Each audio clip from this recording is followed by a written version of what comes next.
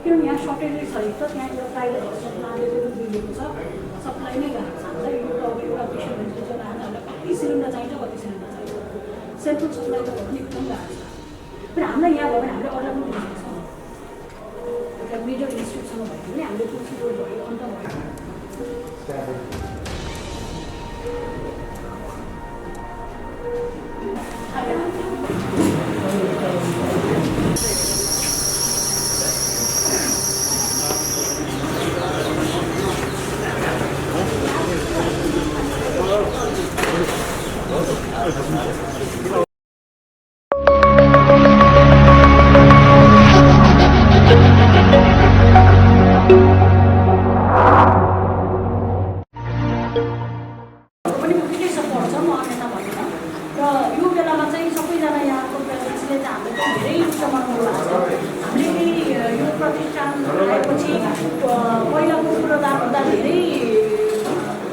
सीमित स्रोत साधनका बावजुद पनि केही सुधारका पहलहरू गरेका छौँ होइन अब अझै गर्दै पनि जानेछौँ र आज तपाईँहरूकै अगाडि हामीले थप सेवा सुविधाहरू सञ्चालन गरेको त विदितै छ म आफू भन्नुभन्दा पनि मुख्यमन्त्रीलाई दुई शब्द आफ्नो राखेर चाहिँ सम्बोधन गर्न अनुरोध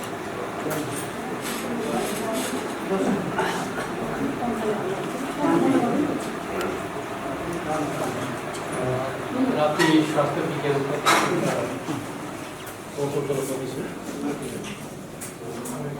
यस अस्पतालका निर्देशकज्यू लगायत यहाँ उपस्थित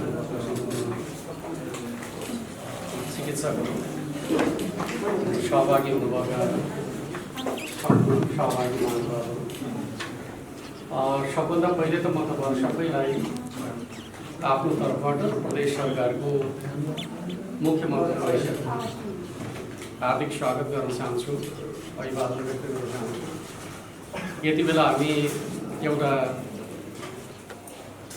विश्व महामारी कोभिड-19 का विरुद्धको सङ्घर्षमा जुटिराखेका छौँ वास्तवमा भन्ने हो भने अब सिङ्गो नेपाल राष्ट्रको पहिलो एजेन्डाका रूपमा कोभिड-19 को रोकथाम र नियन्त्रण मुख्य विषय बनेको छ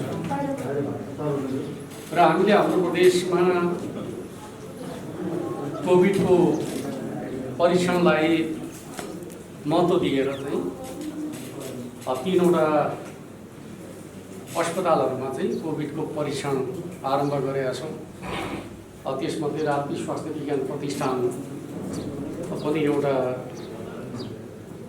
संस्थाका रूपमा रहेको छ जसले कोभिड-19 को परीक्षण गर्ने काम गरिरहेको छ अर्कोतर्फ हामीले प्रादेशिक प्रयोगशाला भैरवालमा परीक्षण गरिराखेका छौँ भने अर्कोतर्फ चाहिँ धेरै अस्पतालमा परीक्षणको काम चाहिँ अगाडि बढिरहेको छ र हामी यी तीनवटै ठाउँहरूबाट चाहिँ पीसीआर प्रविधिका माध्यमबाट पनि पर्याप्त मात्रामा परीक्षण गर्न सक्ने सामर्थ्य विकास गर्न सफल भएका छौँ जति बेला चाहिँ यो कोभिड परीक्षण सम्बन्धी वा उपचार सम्बन्धी सामग्रीहरूको अभावबाट हामी गुज्रेका थियौँ त्यति बेला पनि राप्ती स्वास्थ्य विज्ञान प्रतिष्ठानले PCR मेसिन प्राप्त गर्नका लागि जुन अग्रसरता लियो र सफलता हासिल गर्यो। वास्तवमा समयमा प्राप्त हुन सक्छ कि सक्दैन भन्ने चुनौती धेरै थियो। त्यो सफलताका लागि म स्वास्थ्य विज्ञान प्रतिष्ठानलाई र विशेष गरी उपकुलपतिज्यूलाई धन्यवाद भन्न चाहन्छु, जसले राप्ती क्षेत्रका चाहिँ जनताको चाहिँ एक प्रकारले भन्ने हो भने अब परीक्षणको चाहिँ सहजताका लागि चाहिँ एउटा महत्त्वपूर्ण आधार प्राप्त भएको छ भन्ने मलाई लाग्छ। अर्कोतर्फ चाहिँ अब कोभिडको उपचारका सन्दर्भका बारेमा सङ्घीय सरकार स्वास्थ्य मन्त्रालयका तर्फबाट राप्ती स्वास्थ्य विज्ञान प्रतिष्ठानलाई चाहिँ कोभिड उपचार गर्ने अस्पतालका रूपमा चाहिँ रिकगनाइज भएको छ। त्यस अर्थमा पनि भोलिका दिनहरूमा चाहिँ हामीले उपचारका सन्दर्भका बारेमा कहाँ जाने भनेर चिन्ता गर्नुपर्ने अवस्था छैन, किनकि यहाँका विशेषज्ञ डाक्टरहरूले स्वाभाविक रूपमा चाहिँ कोभिडको उपचारका सन्दर्भमा भूमिका खेल्न सक्नुहुन्छ। त्यो हिसाबले पनि यहाँ स्वास्थ्य विज्ञान प्रतिष्ठान तयारी अवस्थामा रहेको कुरा म तपाईँहरूलाई जानकारी गराउन चाहन्छु।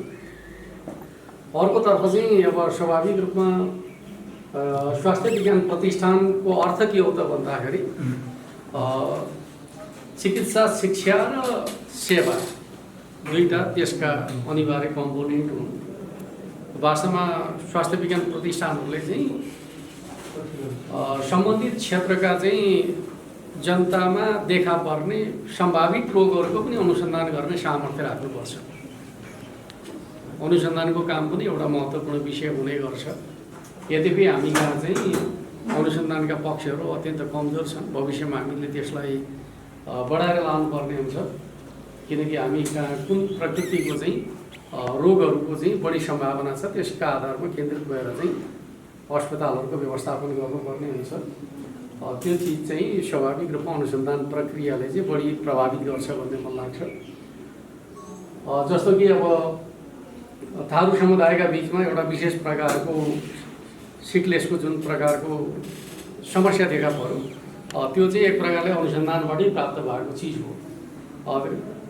आजभन्दा 5 वर्ष पहिले चाहिँ त्यो विषयलाई मान्छेले रोगको रूपमा ठानेकै थिएन। भन्दाखेरि चाहिँ अनुसन्धानको प्रक्रियाबाट नयाँ रोगहरू पत्ता लाग्छन् र त्यसका आधारमा उपचारको विधिहरू पनि तयार गर्नुपर्ने हुन्छ। त्यो काममा पनि स्वाभाविक रूपमा स्वास्थ्य विज्ञान प्रतिष्ठानहरूले चाहिँ नेतृत्वकारी भूमिका निर्वाह गर्न सक्छन्। अर्कोतर्फ हामी बङ्गाली जनताहरूका सन्दर्भमा कुरा गर्दाखेरि चाहिँ स्वाभाविक रूपमा चाहिँ यही ठाउँमा चिकित्सा शिक्षा आर्जन गर्न सक्ने सुनिश्चितता होस् भन्ने कुरा जनताको अपेक्षाको कुरा रहेको छ। त्यसका लागि स्वाभाविक रूपमा चाहिँ जग्गा प्राप्तिको विषय एउटा आवश्यकताको विषयका रूपमा रहेको छ। यद्यपि अब जग्गा प्राप्तिका सन्दर्भमा एक चरणको प्रक्रिया त अगाडि बढेको थियो, बिचमा अगर त्यो सफल हुन सकेको छैन।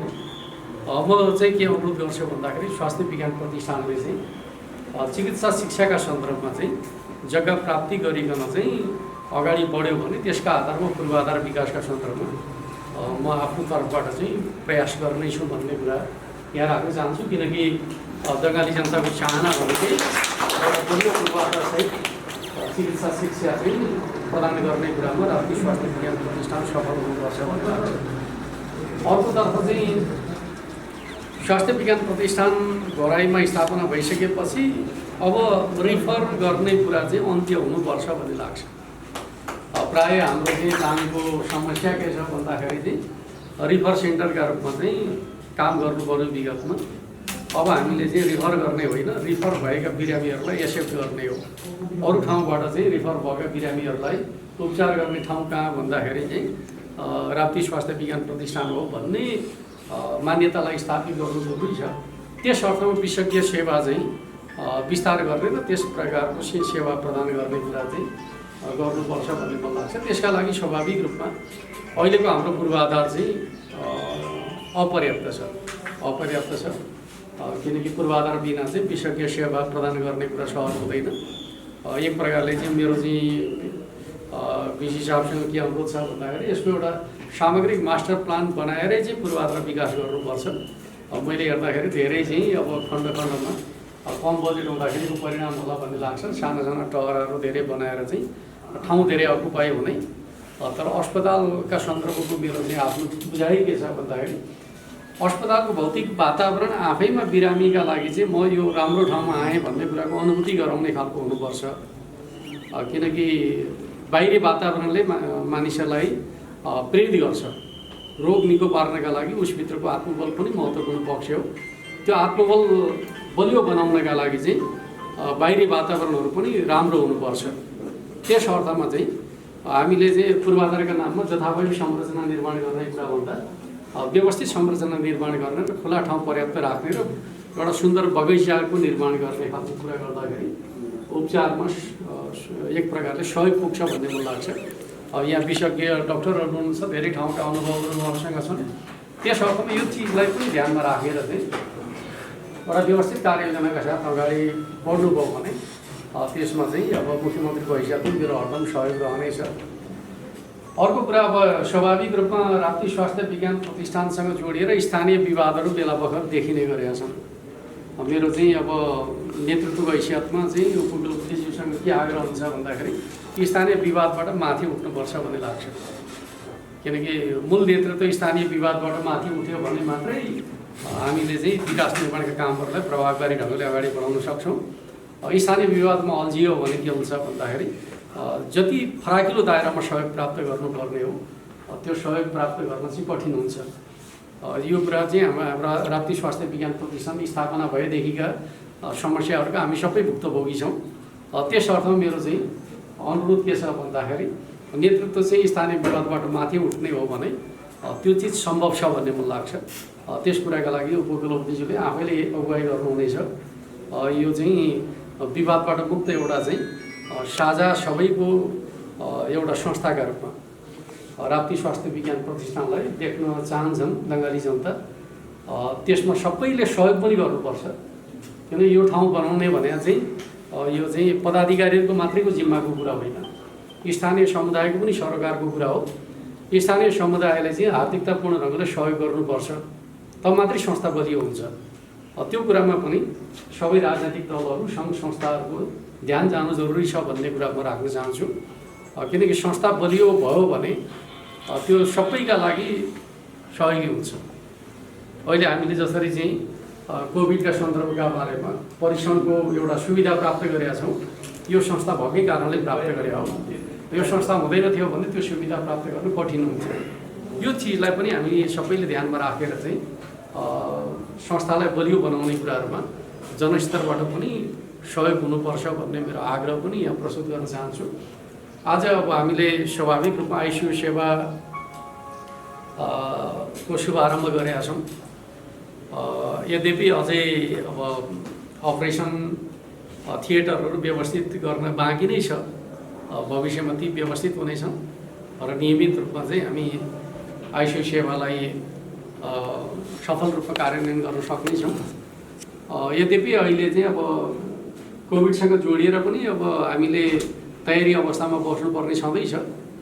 यद्यपि नेपालका सन्दर्भको कुरा गर्दाखेरि कोभिडका केसहरू चाहिँ त्यति जटिल देखिया छैन, जसका लागि हामीले आइसियु सेवा प्रदान गर्नु परोस्, भेन्टिलेटरमा राख्नु परोस्। त्यस प्रकारको स्थिति चाहिँ नेपालका सन्दर्भमा अहिलेसम्म जति केसहरू देखा परेका छन् त्यो तहका छैनन्। एक प्रकार आइसोलेसनमा राख्दाखेरि पुग्ने खालका केसहरू नै छन्। त्यसले गर्दाखेरि हामी धेरै हात्तिनुपर्ने विषय छ भन्ने मलाई लाग्दैन। एउटा कुरा मैले यहाँ यो कार्यक्रमको माध्यमबाट के भन्छु भन्दाखेरि कोभिडका बिरामीहरू चाहिँ देखिने बित्तिकै डराउनु पर्ने अवस्था चाहिँ होइन।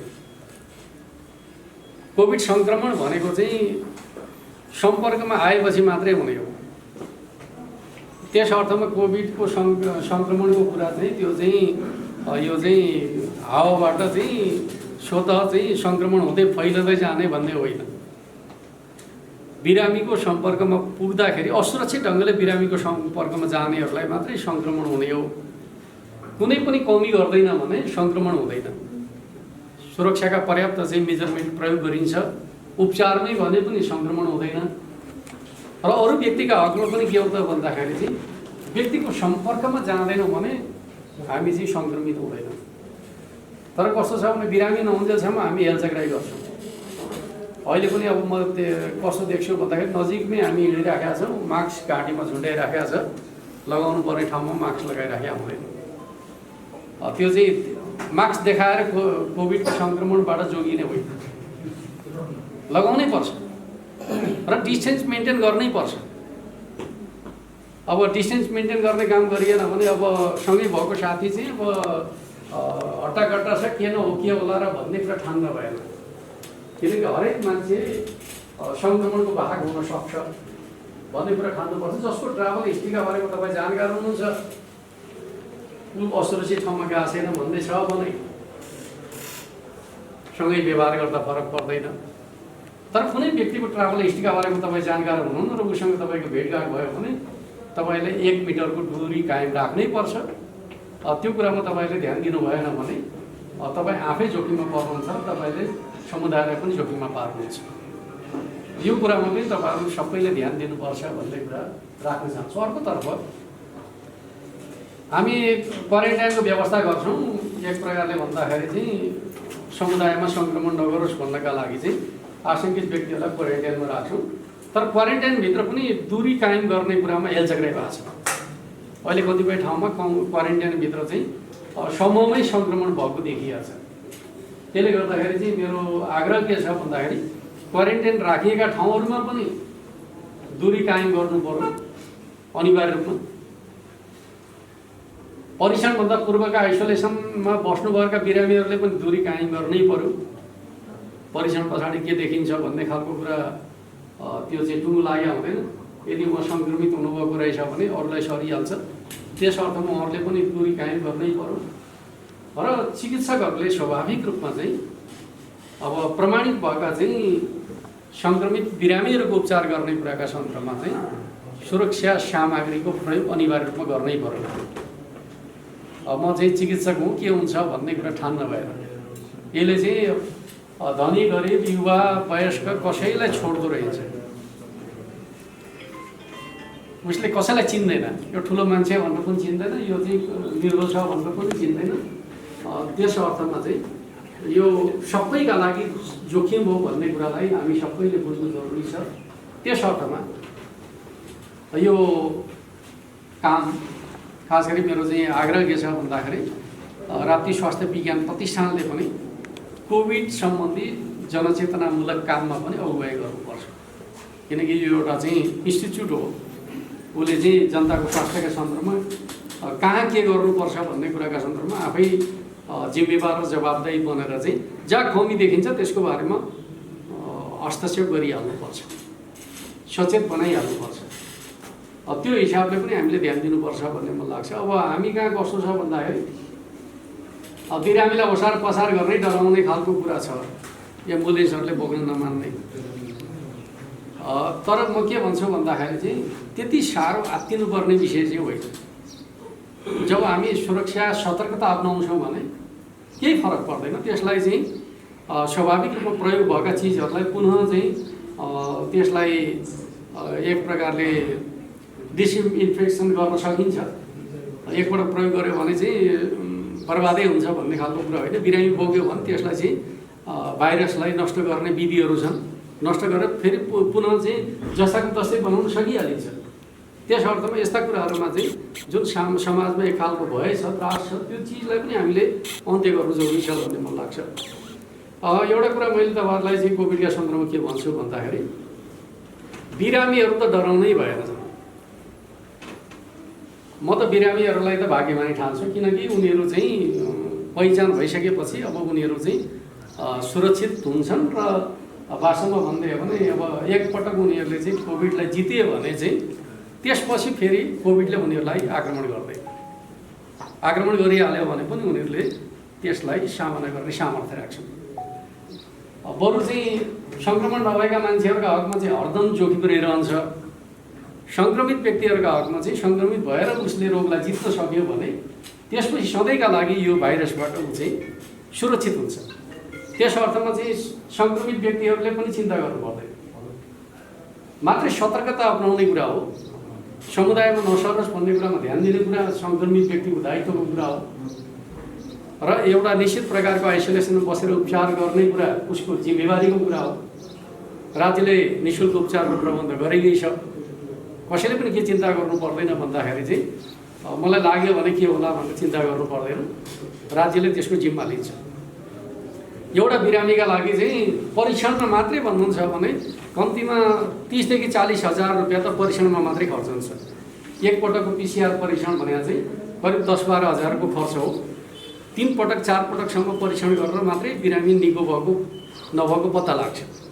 भन्दाखेरि एउटा बिरामीका लागि हामी 40-50 हजारसम्म खर्च गरिरहेका छौँ भने त्यसमा बस्ने खानेकुराको कुरा बेग्लै छ। त्यस अर्थमा राज्यले चाहिँ सबभन्दा धेरै महत्त्व दिएको विषय नै के हो त भन्दाखेरि कोभिडको सङ्क्रमणका विरुद्धको लडाइँ हो। त्यस अर्थमा चाहिँ आत्तिनुपर्ने विषय केही छैन। म त के भन्छु भन्दाखेरि कसैलाई पनि शङ्का लाग्यो भने, लक्षण देखियो भने समयमै स्वास्थ्य संस्थाको सम्पर्कमा आइदिनु भयो भने यो लडाइँ छिटो हामी जित्छौँ। त्यो कुरा पनि म अनुरोध गर्न चाहन्छु। र यो चेतनाको अभावमा चाहिँ एक खालको त्रास सिर्जना गर्ने खालको काम पनि भएको छ। अस्पतालमा ल्याउने बित्तिकै चाहिँ जिल्लैभरि सङ्क्रमण फैलन्छ भनेर चाहिँ अब आफूलाई जनप्रति भन्नेहरूले पनि अफवाह फैलाएका कुराहरू पनि सामाजिक सञ्जालहरूमा आइरहेको छ। यस्तो गलत प्रकारको अमानवीय प्रकारको तरिका चाहिँ दाङका चाहिँ सचेत व्यक्तिहरूबाट चाहिँ हुने छैन। हामी त सबैका लागि सेवा गर्न तयार छौँ भनेर चाहिँ स्वागत गर्न तयार हुनुपर्छ। राप्ती स्वास्थ्य विज्ञान प्रतिष्ठानले चाहिँ त्यो एउटा आदर्श भावनाका साथ सबैका लागि आफ्नो ढोका खुला राखेको छ, राख्ने छ। कुनै प्रकारको भयबाट ऊ चाहिँ प्रभावित हुने छैन। यही कुरा म तपाईँहरूका बिचमा राख्दै यो महत्त्वपूर्ण कार्यक्रमको र अवसरका लागि म राप्ती स्वास्थ्य विज्ञान प्रतिष्ठान र उपकुलपतिज्यू लगायत सम्पूर्ण पदाधिकारीहरूलाई धन्यवाद दिँदै आफ्नो मन्तव्य अन्त्य गर्न चाहन्छु। धन्यवाद।